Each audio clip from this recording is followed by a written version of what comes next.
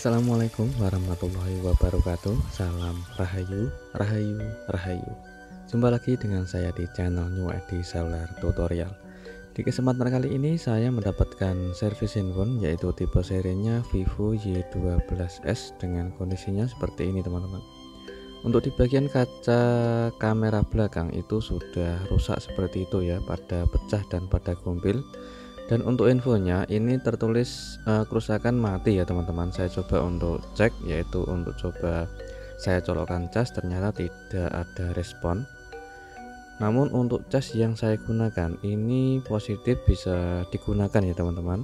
Kalau saya coba untuk handphone lain itu bisa menyambung untuk casnya. Namun untuk handphone Vivo Y12s ini tidak ada respon sama sekali. Saya coba untuk cabut dan colokkan lagi, ini terasa ada getaran. Jadi ada getaran. Untuk infonya saya coba untuk cek, yaitu kasih senter.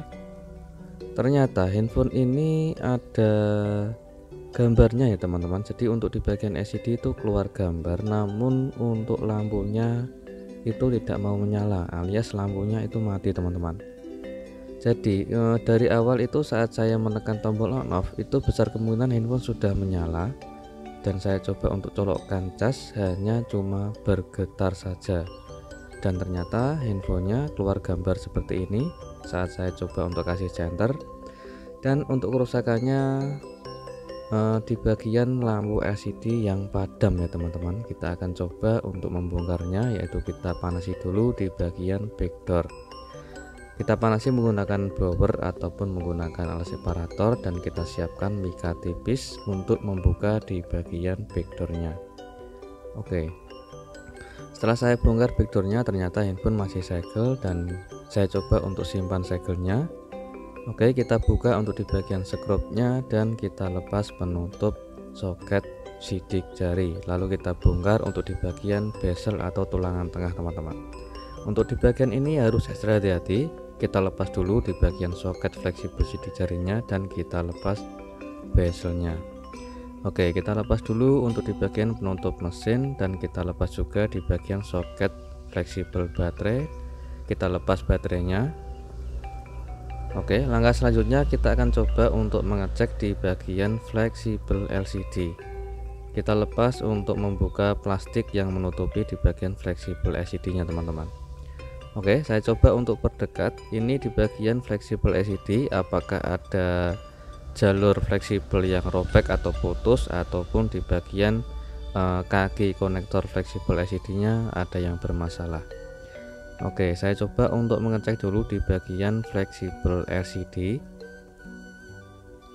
Oke, saya coba untuk melepas, yaitu di bagian fleksibel LCD, untuk mengecek lebih dalam, yaitu bentuk dari fleksibel LCD nya ini apakah ada yang robek ataupun ada jalur yang putus atau tidak teman-teman. Oke, ini adalah bentuk di bagian fleksibel LCD yang terselip di bagian fleksibelnya. Saya coba untuk yang saya tunjuk ini itu adalah bagian fleksibel LCD yang kelihatan jelas ada seperti garis ya teman-teman. Mungkin entah putus atau gimana, kita akan coba untuk mengeceknya dulu. Oke, saya coba untuk pasang kembali dan untuk mengecek kembali untuk memaksimalkan pengetesan apakah setelah saya lepas fleksibelnya, saya pasang kembali, ternyata tidak ada respon. Jadi tetap saja HP-nya LCD-nya gelap ya teman-teman. Namun untuk LCD-nya ini keluar gambar, dan hanya cuma di bagian lampunya yang gelap atau lampunya yang mati. Sekarang kita akan coba untuk melangkah, yaitu melepas LCD-nya dulu, yaitu untuk mengecek di bagian jalur lampu pada LCD. Jadi untuk melepas LCD kita panasi dulu menggunakan blower ataupun menggunakan alat separator, dan kita gunakan mika tipis dan lentur, yaitu berfungsi untuk membuka LCD dari framenya. Kita lepas pelan-pelan untuk LCD nya, dan kita cek untuk kondisi LCD nya teman-teman. Oke, ini adalah bentuk LCD nya. Setelah saya lepas untuk LCD dari frame, ternyata LCD nya ini habis kemasukan air teman-teman. Saya coba untuk koreksi di bagian komponen fleksibel, ternyata masih bersih, dan di bagian bawah fleksibelnya juga masih bersih. Namun saya curiga untuk di bagian yaitu fleksibel LCD-nya ini entah ada jalur yang putus atau tidak teman-teman. Jadi untuk memaksimalkan untuk pengetesan, kita coba untuk mengecek dulu di bagian fleksibel LCD-nya. Jadi jangan buru-buru atau jangan langsung diganti LCD yang baru ya teman-teman. Alangkah baiknya kita cek lebih dalam dulu untuk di bagian jalur pada fleksibel lampu sebelum kita melangkah untuk penggantian LCD ataupun melangkah untuk di bagian pengecekan di bagian mesin atau di bagian komponen yang ada di mesin. Oke, di bagian ini saya coba untuk kerik yaitu jalur pada fleksibel LCD untuk mengetes yaitu ada jalur yang putus atau tidak teman-teman. Oke, kita kerik dengan ekstra hati-hati agar tidak terjadi kesalahan saat kita kerik di bagian fleksibel atau jalur fleksibel LCD-nya. Oke, langkah selanjutnya kita akan tes untuk jalur ada yang putus atau tidak.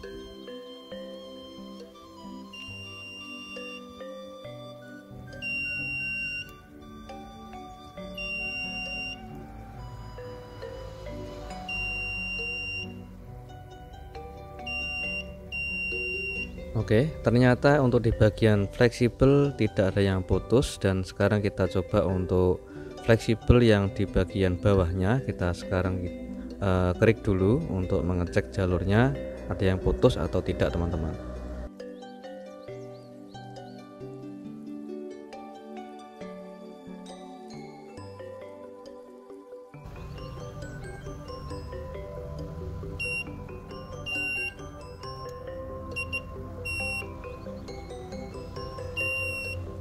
Oke, untuk di bagian fleksibel LCD di bagian atas dan bawah itu tidak ada yang putus. Setelah saya cek itu menyambung semua. Sekarang kita akan coba untuk mengecek di bagian area lampu LED atau lampu LED pada LCD ini teman-teman. Kita lepas dulu untuk di bagian lapisan LCD-nya. Kita lepas dengan ekstra hati-hati agar tidak terjadi kecelakaan. Oke, saya coba untuk koreksi di bagian lampu LCD-nya ini ada yang korosi atau jamur atau ada yang putus atau tidak teman-teman. Oke, ini adalah bentuk di bagian fleksibel lampu yang saya tunjuk ini. Oke, saya coba untuk memperbesar gambarnya. Terlihat jelas untuk di bagian fleksibel lampu itu robek ya teman-teman. Jadi untuk di bagian fleksibel lampu itu robek yang menyebabkan LCD lampu itu tidak menyala ataupun lampu LCD-nya gelap. Jadi jalur yang putus di bagian fleksibel lampu. Untuk di bagian lampu LED-nya, di bagian lampu LED-nya, setelah saya cek itu masih bersih, namun untuk kendalanya di bagian fleksibel lampunya ternyata robek teman-teman. Kita lepas dulu untuk di bagian lapisan paling bawah, yaitu untuk melepas di bagian fleksibel lampunya. Ekstra hati-hati agar tidak kotor atau tidak kemasukan debu atau tidak kemasukan kotoran yang di bagian lapisan LCD-nya. Oke, ini adalah bentuk fleksibel lampu setelah saya lepas. Jadi untuk melepas fleksibelnya saya tidak melepas seluruh ya teman-teman, tidak melepas fleksibelnya secara keseluruhan, hanya sebagian saja, yaitu untuk di bagian yang robek saja teman-teman. Oke, sekarang kita akan coba untuk mengerjakan yaitu menyambungkan fleksibel yang robek atau menyambungkan jalur fleksibel yang robek.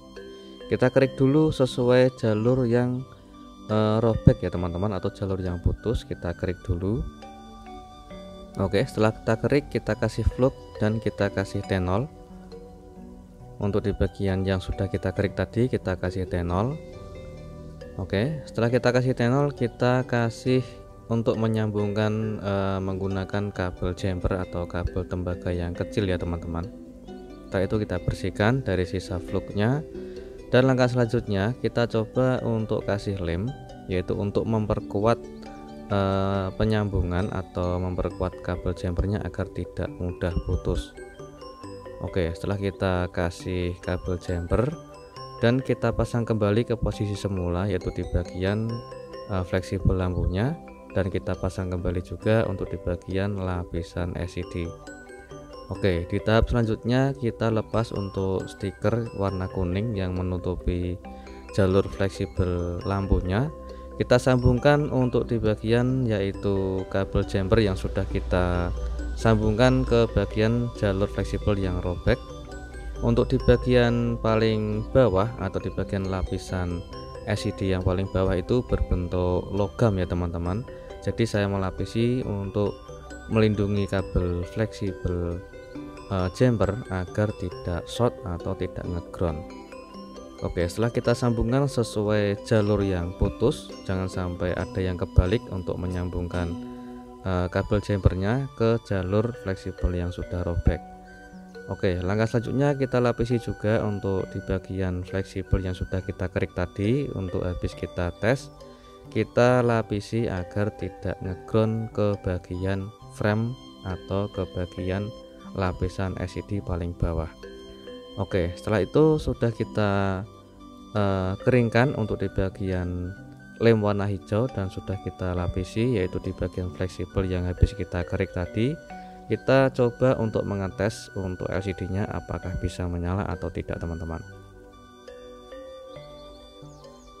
Oke, alhamdulillah sudah keluar tanda petir setelah saya coba untuk colokkan charger.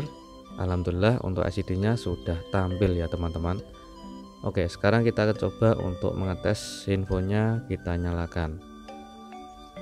Oke, keluar logo Vivo dan kita tunggu loadingnya sebentar untuk mengetes kontras LCD nya dan mengetes touchscreen-nya. Untuk infonya ada passwordnya ya teman-teman, jadi tidak bisa mengetes keseluruhan, hanya kita coba untuk mengetes di bagian pengaturan kontras seperti ini. Bisa redup dan bisa cerah. Untuk kontrasnya bisa berfungsi dengan normal teman-teman. Untuk touchscreen-nya juga saya coba untuk geser-geserkan seperti ini, bisa berfungsi dengan normal. Jadi alhamdulillah untuk LCD nya sudah kembali normal dan LCD nya pun tampil, cahaya pun kontras LCD nya pun bisa berfungsi dengan normal teman-teman. Oke, alhamdulillah sudah sukses, tinggal kita merakit infonya kembali. Oke, setelah kita mengetes LCD nya sudah normal, kita bersihkan untuk di bagian lubang kamera depan. Oke, sudah kita bersihkan untuk di bagian lubang kamera depan dan kita bersihkan juga untuk di bagian lensa kamera depan. Selanjutnya kita siapkan lem warna hitam, kita kasih ke sekeliling kaca touchscreen paling samping atau bisa untuk mengasih lemnya ke bagian bezel. Kalau saya keseringan kebiasaan menggunakan lem ke bagian kaca touchscreen teman-teman. Tapi menggunakan lemnya secukupnya saja, nggak usah terlalu banyak, yang penting bisa terpasang presisi dan bisa rapat. Oke, kita rakit kembali untuk infonya, kita pasangkan fleksibel LCD dan kita pasang kembali untuk baterainya dan kita proses merakit hingga selesai.